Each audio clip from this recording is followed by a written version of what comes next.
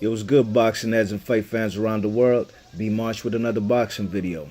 So this basically a response, you know what I'm saying, to the man MBT boxing, you know what I mean? And also fellas like blood boxing, you know what I'm saying? You check it, this basically a follow up from the last video I did concerning Bud dropping his IBF strap, and and how I still consider the man undisputed. I don't give a fuck if the man vacates all his straps.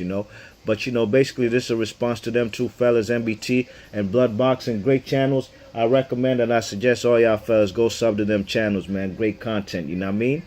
You check it, but I was going right back to fellas in the comment section still, but you check it, it would have been a long ass story, man. That's why I said fuck it. I'm gonna just make a video, you know what I mean? But basically, this is regarding my last vid about how I felt Bud is still undisputed, even if the man has only 3 belts. He's been stripped of the IBF, right? All right. Now you check it. I made some examples. Basically, and MBT, he basically had, he respectfully disagreed with me that when I said I thought fellas like Joe Calzaghe and Prince Nassim were undisputed in my opinion too. Although they ain't hold none of the 3 or 4 belts at the time simultaneously, they were still undisputed, you know what I'm saying? All right. Now let me get into some more examples, you know what I mean? Because, I had done this video before, man. I done it 10 minutes ago, and for some reason that joint ain't come through, man. Somebody called my phone and fucked that joint up. So let me try to do this all over again, man. Very trying. That shit was like... Anyways, let me get into it. All right, you see the man Lennox Lewis right here. He got the WBA belt right there on the right on the ropes. WBC on his shoulder. I believe that's the IBO belt, but fuck that. We're not even going to count that. On the left. And on his waist, he has the lineal and the ring magazine title. You know what I mean? All right. How did this man become undisputed? Lennox Lewis was a WBC champ, right? He got that off the Oliver McCall on his second go around, right? Okay. Then he fought he fought Evander Holyfield in an undisputed title, right? Evander Holyfield was bringing his WBA and IBF titles to the table in the first fight with with Lennox Lewis. Of course, Lennox Lewis is the WBC champ. He beat Oliver McCall and the lineal title when he beat Shannon Briggs. So this fight's for undisputed. We all know what happened. They called it a draw. We know Lennox Lewis won that. That was a very controversial decision. They did the rematch. Okay, Lennox Lewis beat him decisively, right? He beat Holyfield. Holyfield brought his WBA titles. Of course, WBA he beat Mike Tyson for. And IBF he beat Michael Moorer for in the second fight. The second fight between Holyfield and Michael Moorer. All right. Okay. So that makes the man Lennox Lewis undisputed, right? He has the WBC, WBA, and IBF, and the lineal title and WB that he took off of the WBA and the IBF. He took off of Holyfield to become undisputed. In his next fight, Lennox Lewis ain't man, he vacated his WBA strap. He ain't fight John Ruiz. That was his mandatory, you know what I'm saying? He ain't fight him. He went on to fight Michael Grant, an up-and-coming, undefeated heavyweight contender. 6'8" motherfucker, you know what I'm saying? And Lennox Lewis vacated the WBA. That's why John Ruiz and Holyfield fought for that joint, for vacated WBA. Lennox Lewis sparked this dude, Michael Grant, out in like 2 rounds. But coming into that fight, Lennox Lewis only had the WBC and the IBF and the ring title, lineal. What does that make Lennox Lewis not undisputed because he ain't have all the belts simultaneously? No, he was still undisputed, you know what I'm saying? You check it, them fellas went on to defend his belts. Beat fellas like David Tua. The man even went to South Africa. We know what happened there when he fought the man Hasim Rahman. Hasim Rahman knocked him out. And, Hasim Rahman knocked out the undisputed heavyweight champ of the world. You check it. But then we know Hasim Rahman got beat in the rematch. You know what I'm saying? He got knocked out by Lennox Lewis. You check it when the man Hasim Rahman had them hobo shorts with the American print, the American flag print. Lennox Lewis was still undisputed, you know what I'm saying? Even when the man Lennox Lewis went on to fight fellas like when he fought Mike Tyson. Lennox Lewis only came in with the WBC, IBF, and the ring and the lineal title. We still considered, at least I did, considered the man Lennox Lewis the undisputed champ of the world, even if he wasn't holding. At that time, you needed the 3 belts, WBC, IBF, and WBA, to be undisputed. Even though Lennox Lewis, when he beat Mike Tyson, he only had the WBC and the IBF and the lineal, I still considered the man undisputed, you know what I'm saying? Look, Lennox Lewis' very last fight of his career against Vitaly Klitschko, the man vacated his IBF strap, you know what I'm saying? And the man Chris Bird had that joint after Lennox Lewis, okay? The man Lennox Lewis only came into the Vitaly Klitschko fight with 1 belt, 1 sanctioning body belt, his WBC. Of course, he still had the lineal title, but he had only 1 strap. He was still undisputed, in my opinion, you know what I'm saying? Even when Michael Buffer would announce the man was still undisputed, you know what I mean? If Vitaly Klitschko beat that man Lennox Lewis that night, I'd consider the man Vitaly Klitschko undisputed. You check it? Just point blank period, you know what I mean? That's because the man was undisputed. I mean, the man had beat everybody, you know what I mean? You check it, and that's because I'm making this video because the man MBT Boxing basically had disagreed respectfully when I said that I still considered fellas like Joe Calzaghe and Prince Nassim undisputed in their prime when they fought, you know. Joe Calzaghe had the WBO. He had for many years after he beat the man Chris Eubank Sr., you know. Then he went in a unification fight and against the IBF champ, Left Hook Lacey. And that was also for the lineal title, too. Joe Calzaghe beat the shit out of him. Knocked him down in the 12th round. Now Calzaghe's a unified and the lineal champ. He drops the IBF belt. He doesn't defend it. Fights a couple more times with his lineal and WBO. Beats fellas like Peter Manfredi, Sakio Bika and them. Manfredo, the Rhode Island guy, the Italian dude. Then he went on to fight. And this is while he has just only his WBO strap. But I still considered him, at that time, okay, he's not undisputed yet because, what's his name? Mikhail Kessler had the WBC and the WBA belt. But guess what? The man, Joe Calzaghe, went out and fought that man in Wales and Cardiff. And he beat Mikhail Kessler. And now he had all 3 belts, you know what I'm saying? He had the WBO and he took the WBC and WBA off of Kessler. At that point in time, man, I considered the man undisputed, man. He had held every single belt, sanctioning body belt at super middleweight, you know what I mean? He had never lost at super middleweight. Matter of fact, he never lost his whole career. 46-0 is in the Hall of Fame, you know what I mean? Undefeated, okay? I considered the man Calzaghe undisputed at that point in time, you know what I mean? Because he did what he did. He had all 4 belts. And even when he beat Mikhail Kessler to be undisputed at that given point in time, you had to have WBC, WBA, and the IBF. WBO wasn't part of the criteria for being undisputed. But so what? The man Joe Calzaghe still had all them belts, you know what I'm saying? You check it, he even if he didn't have the at that time the IBF strap, he was still considered undisputed at 168. Same goes for Prince Nassim, you know what I mean? Prince Nassim, like I said, you know, he had the WBO strap for many years, beat Steve Robinson. Then he beat Tom Johnson for an IBF strap in a unification. He has 2 straps. He drops his IBF strap, you know what I mean?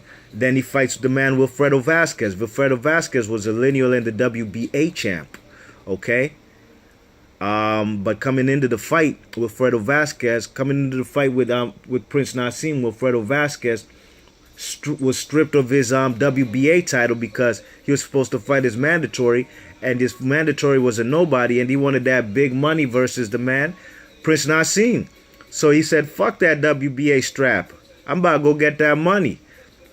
And he fought the man Prince Nassim. Prince Nassim stopped him like he did Tom Robinson and Steve Robinson, okay, in 7 rounds. And then that man Prince Nassim, even though he didn't snatch no WBA title from that man Wilfredo Vasquez didn't lose his WBA title in the ring. He got stripped for it, you know, but he lost that lineal title, right, to Prince Nassim. You check it. Then Prince Nassim went on to beat Cesar Soto for the WBC strap. So at that point in time, the man Prince Nassim has had every single belt in his at featherweight except for the WBA, and he would have had the WBA if the WBA didn't strip Wilfredo Vasquez. You know what I'm saying? That's the point I was trying to make, man. You know, these fellas had done everything at the division, had beaten everybody, basically held every single belt, and ain't lose a belt for Prince Nassim and Calzaghe. So these fellas were undisputed. At least I considered them undisputed. You check it. You know how the even like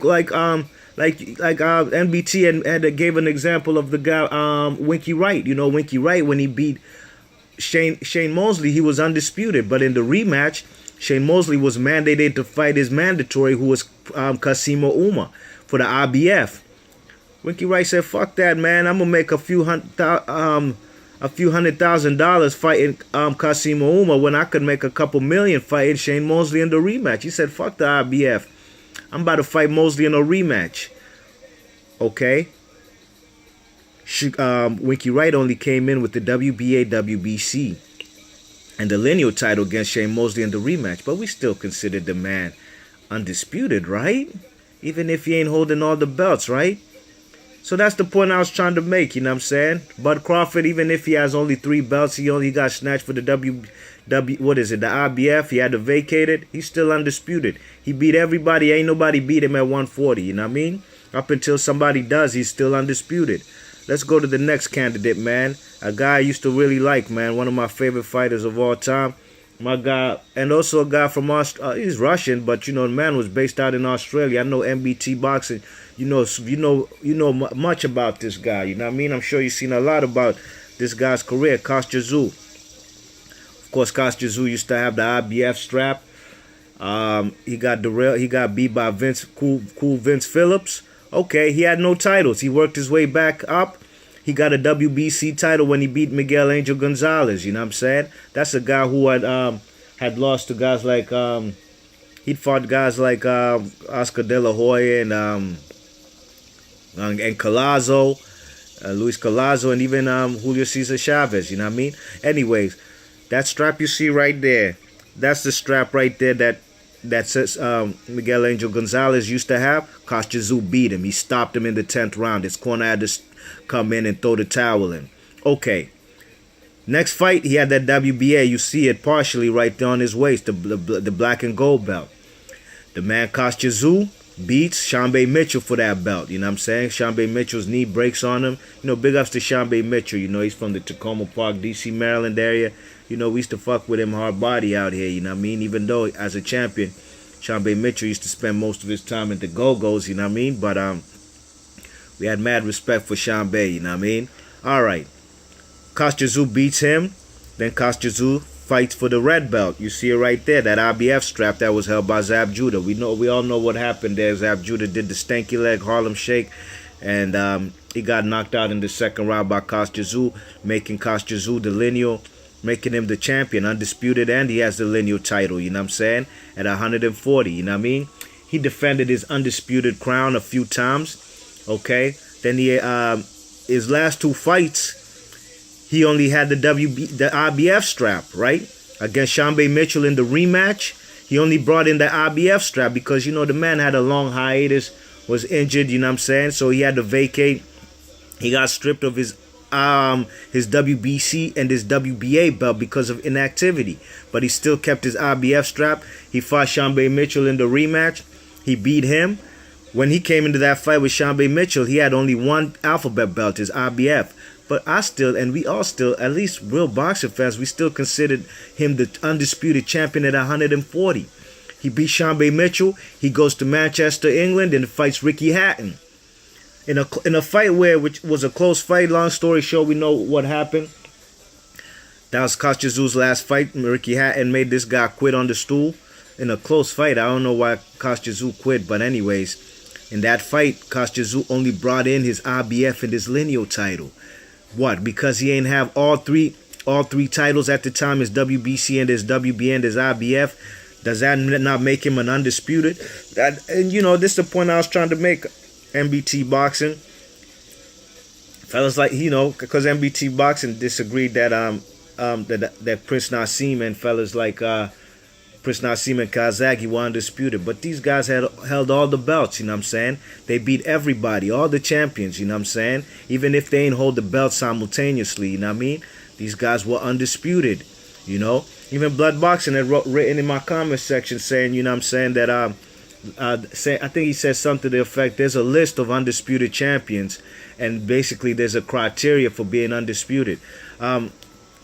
You know, well, yeah, that's true indeed. You know what I'm saying? You got to have all 4 belts right now to become undisputed. But does Bud Crawford have all 4 belts right now? No, he don't. He used to 2 days ago. Or yeah, at least yesterday he did. Not no more. But we still all consider him undisputed. You know what I'm saying? And that's the point I'm trying to make. You know what I mean? You check it. You know, yeah, the criteria says you got to have all them belts to become undisputed. But if you're the man in the division, you done beat everybody, and you even got vacated or stripped of them titles, you're still the man. You ain't never lose them titles in the ring, you know what I'm saying? You still undisputed till somebody beat you, you know what I'm saying? You check it. You know, that's why, you know, the man Kostya, to me, even when he fought Ricky Hatton and Sean B. Mitchell in his last 2 fights, was undisputed. Same way with the man Lennox Lewis. When he fought Vitaly Klitschko in his last fight, the man, or even when he fought fellas like Mike Tyson, and when he fought Mike Tyson, he had only the WBC and the IBF and the lineal title. He was still undisputed. Same way when he fought Vitaly Klitschko in his very last fight, he only brought his WBC and his lineal title against Vitaly Klitschko. He was still undisputed. Same way with Prince Nassim. Up until that fight with Marco Antonio Barrera, he was still undisputed in my opinion at 126 at featherweight. And just like Joe Calzaghe when he beat Mikhail Kessler for the WBC and the WBA, Joe Calzaghe brought his WBO. He was undisputed at that point in time. Even though the WBO was not the criteria for being undisputed at that time, he needed the IBF, but he had the IBF before. He beat everybody for it. So that's the point I was trying to make. B-Marsh Boxing, let me know what y'all think about this situation right here, man. You know what I'm saying? Let me know actually in the comment section. Easy. Let me know if you agree or you disagree. Nothing more to it, you know what I'm saying? Let me know if you disagree or agree with these facts that I presented on this video right here, you know what I'm saying? And big ups to MBT Boxing. Go subscribe to him. And also subscribe to the man Blood Boxing. Great channels. B-Marsh Boxing. Leave your thoughts and comments. Thanks for listening. I'm out.